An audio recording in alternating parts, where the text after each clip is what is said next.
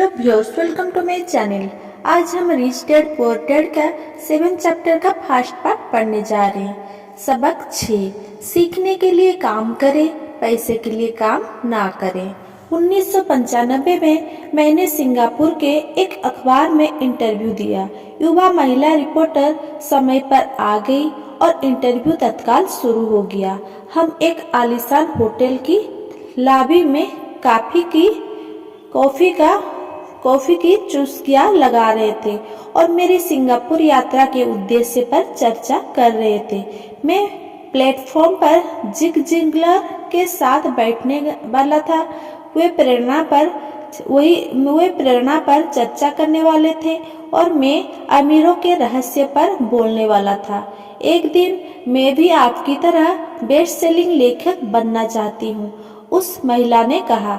मैंने उसके कई लेख पढ़े थे और मैं उससे प्रभावित हुआ था। उसकी लेखन शैली दमदार और स्पष्ट थी। उसके लेखों में पाठकों की रुचि जगाने की क्षमता थी। आपकी शैली बहुत बढ़िया है, मैंने जवाब में कहा। कौन सी चीज आपको अपने सपनों को हकीकत में बदलने से रोक रही है?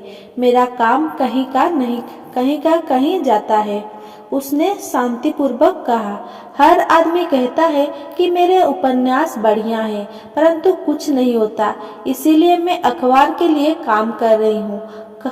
कम से कम इससे मेरा खर्चा तो चल जाता है। क्या आप इस बारे में कोई सुझाव देना चाहेंगे? हाँ बिल्कुल, मैंने उत्साह से कहा। सिंगापुर में मेरा दोस्त है, वो एक स्कूल चलाता है जहाँ लोगों को बिक्री संबंधी प्रशिक्षण दिया जाता है। वो सिंगापुर में कई चोटी के कॉरपोरेशंस के लिए सेल्स ट्रेनिंग कोर्स चलाता है और मैं समझता हूँ कि उसके कोर्स में शामिल होने से आपका कैरियर बहुत ज्यादा विकसित हो जाएगा। उसका शरीर सख्त हो गया। आप ये कहना चाहते हैं कि बिक्री सीखने के लिए मुझे स्कूल जाना पड़ेगा? मैंने सहमति से सिर हिलाया। आप सचमुच ऐसा कह रहे हैं या मजाक कर रहे हैं? एक बार फिर मैंने सहमति में सिर हिलाया। इसमें गलत ही क्या है? मैं अब अपने शब्द वापस लेना चाहता था। उसे मेरी किसी बात से बुरा लग गया था और अब मैं सोच रहा था कि कितना अच्छा होता अगर मैंने उसे कुछ भी सुझाव नहीं दिया होता। उसकी मदद करने की कोशिश में अब मैं खुद के सुझाव की रक्षा करता नजर आ रहा था। मेरे पास अंग्रेजी साहित्य में मास्टर्स डिग्री है। मैं सेल्समैन बनना सीखने के लिए स्कूल क्यों जाऊं? मैं एक प्रोफेशनल हूँ। मैं एक प्रोफेशन में प्रशिक्षित होने के लिए स्कूल गई थी ताकि मुझे सेल्समैन ना बनना पड़े। मैं सेल्समैन से नफरत करती हूँ, उन्हें केवल पैसा चाहिए होता है। तो आप मुझे बताएं कि मैं सेल्स का अध्ययन क्यों करूं? अब वो अपना ब्रीफकेस ताकत से बंद कर रही थी। इंटरव्यू खत्म हो गया था। कॉफी टेबल पर मेरी एक बेस्ट सेलिंग पुस्तक रखी हुई थी। मैंने उसे उठाया और उस महिला द्वारा लिखे गए नोट्स को भी अपने दूसरे हाथ में रखा। क्या आप इसे देख सकती हैं? मैंने उसके नोट्स की तरफ इशारा किया। उसने अपने नोट्स पर नजर डाली। क्या? उसने उलझन में कहा। एक बार फिर मैंने उसके नोट्स की तरफ जानबूझकर इशारा किया। उसके पैड पर उसने लिखा था, रॉबर्ट कियोसाकी बेस्ट सेलिंग लेखक। यहाँ पर बेस्ट सेलिंग लेखक लिखा हुआ है, ना कि बेस्ट राइटिंग लेखक। उसकी आंखें तत्काल फैल गई। मैं बहुत बुरा लेखक हूँ, आप बहुत बढ़िया लेखिका है। मैं सेल्स स्कूल गया हूँ, आपके पास मास्टर्स डिग्री है। दोनों को इकट्ठा कर ले और आप एक बेस्ट सेलिंग लेखिका और बेस्ट राइटिंग लेखिका बन सकती है। उसकी आंखों में गुस्सा था। मैं कभी इतनी नीचे नहीं गिरूंगी कि बिक्री सीखने के लिए प्रशिक्षण लूं। आप जैसे लोगों को तो लिखना ही नहीं चाहिए।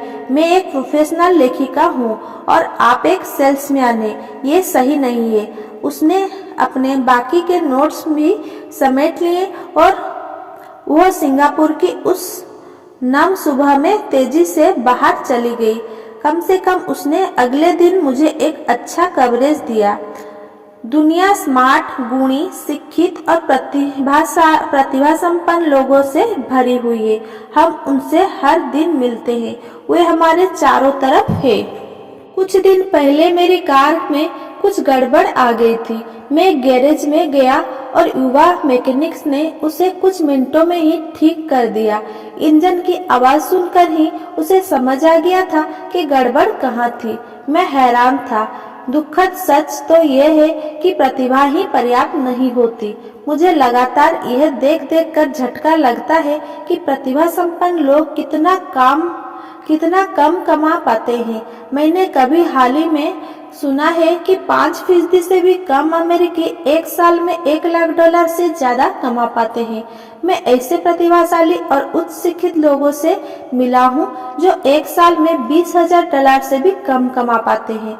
मेडिकल व्यवसाय में विशेषज्ञता रखने वाले एक व्यवसायिक सलाहकार मुझे बता रहा था कि कितने डॉक्टर, दंत चिकित्सक और दूसरे लोग पैसे की समस्या से जूझ रहे हैं, और मेरी सोच ये थी कि एक बार डॉक्टर बनने के बाद तो पैसा उनके घर बरसने लगता होगा।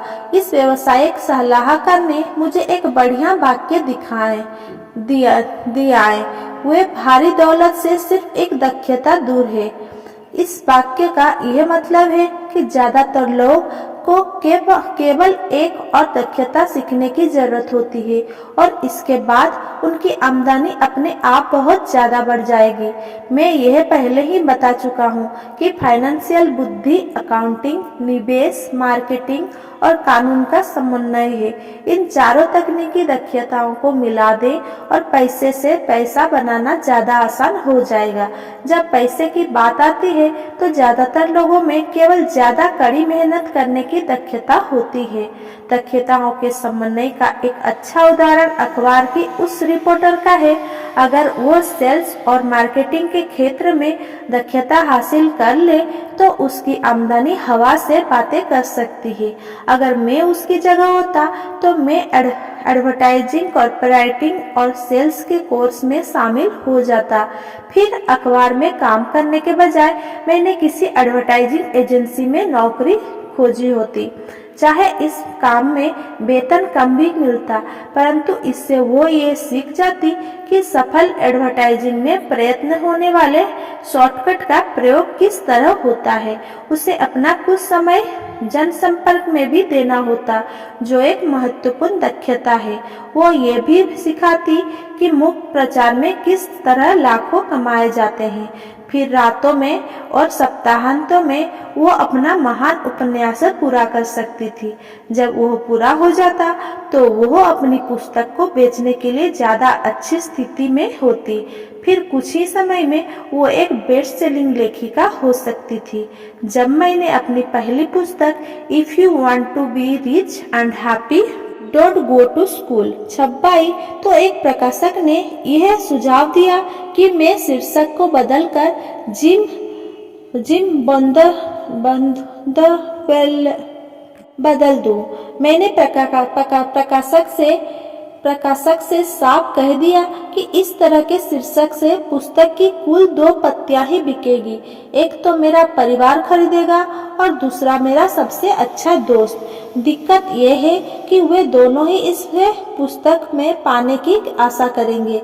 If you want to be rich and happy don't go to school शीर्षक को जानबूझकर चुटीला बनाया गया था, क्योंकि मैं जानता था कि ऐसा करने से इसे अत्यधिक प्रचार मिल जाएगा।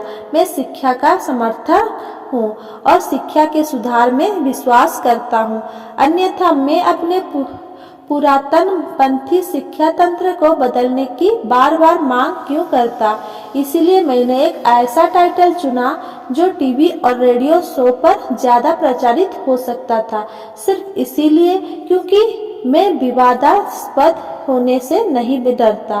कोई लोग का विचार था कि मैं कोई फ्रूट केक था, परंतु पुस्तक बिक्री और बहुत बिकी। Thanks for watching. Please like, comments.